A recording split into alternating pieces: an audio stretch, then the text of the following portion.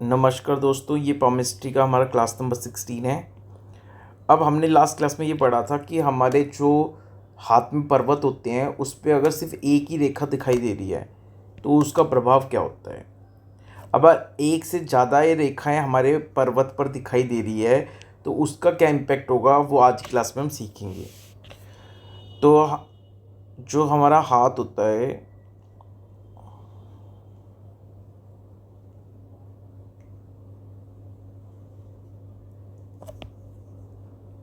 जो हमारा हाथ होता है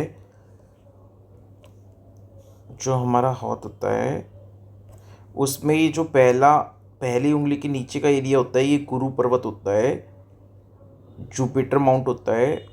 तो अगर यहाँ पे एक से ज़्यादा रेखाएं आपको दिखती हैं इस तरह से, ये एक से ज़्यादा रेखाएं दिख रही हैं, तो ऐसे व्यक्ति बहुत भाग्यवान होता है और उसको जीवन में सफलता मिलती है।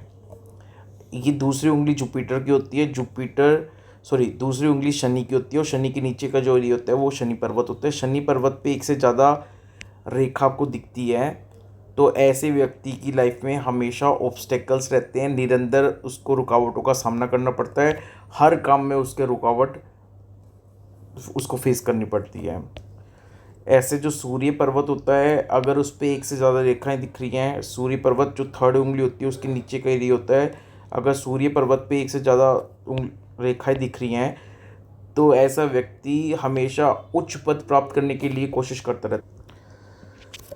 तो सूर्य पर्वत पे अनेक रेखाएं हैं तो ऐसा व्यक्ति हमेशा उच्च पद प्राप्त करने के लिए कोशिश करता रहता है।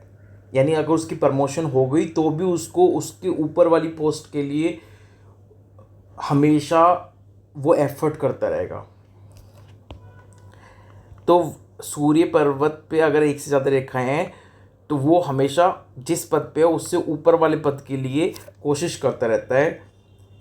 जब तक उसको वो नहीं मिल जाता तब तक वो उसको कोशिश करता रहता है और फिर वो पद मिल गया तो वो पद मिलने के बाद भी वो सेटिस्फाई नहीं होगा, फिर उसके ऊपर वाले पद के लिए वो कोशिश करना शुरू कर देगा। बुध पर्वत सबसे छोटी उंगली के नीचे का जो एरिया होता है वो बुध पर्वत का होता है। बुध पर्वत पे एक से ज़्यादा अगर रेखाएं हैं तो ऐसा व्यक्ति बुद्धिमान होता है, धनवान होता है, व्यापार में उसको लाभ होता है, व्यापार में वो सक्सेसफुल होता है। शुक्र पर्वत कहाँ होता है हमारे हाथ में, तो ये जो एरिया होता है ये शुक्र पर्वत होता है। तो शुक्र पर्वत पर एक से ज़्यादा रेखाएं हैं तो ऐसा व्यक्ति भोग विलास में बहुत अत्यधिक इन्वॉल्व होता है। मंगल पर्वत कहाँ होता है, तो ये पहली उंगली के नीचे जुपिटर है, ये शुक्र पर्वत है। जुपिटर और शुक्र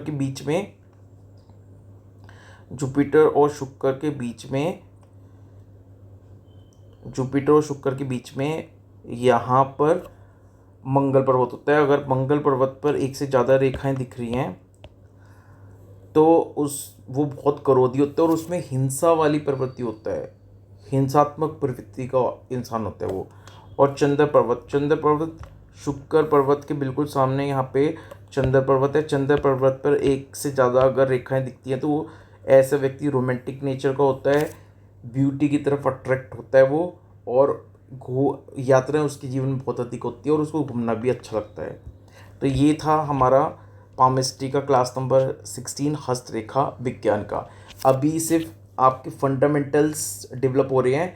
फंडामेंटल्स तो इसलिए क्लास 1 से आप नोट्स बनाते जाओ ताकि ये फंडामेंटल्स आपके दिमाग में जगह बनाते जाएं, ताकि फिर आगे जाके जब एडवांस लेवल की चीज़ें आएंगी और फंडामेंटल आपके अच्छे होंगे तो वो एडवांस लेवल की चीज़ आप बहुत अच्छे से समझ पाओगे।